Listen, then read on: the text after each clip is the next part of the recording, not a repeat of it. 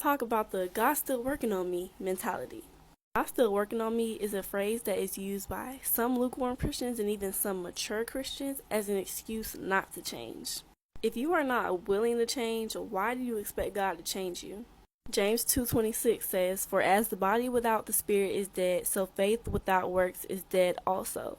Saying God is working on me, yet you're not aiding in the process, is dead. You cuss like a sailor, but God's still working on you.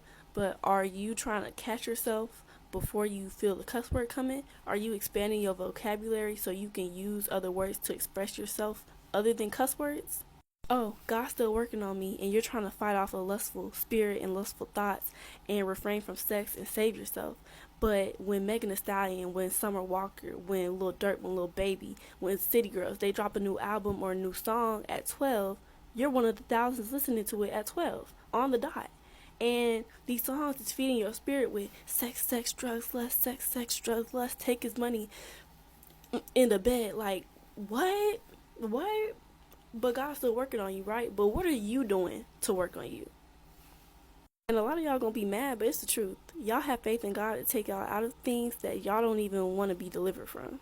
And God can change anyone who's willing. Saul was a murderer of Christians and became a preacher of the word.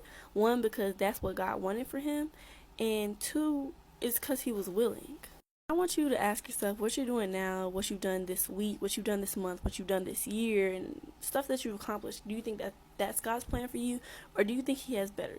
Because if you're in a cycle of temporary happiness and you're living in sin, it's from the devil. That's where you're getting your temporary happiness from. But if you are willing to let go of your sin, let God change you, and let God mold you into the person he wants you to become, your life will be better.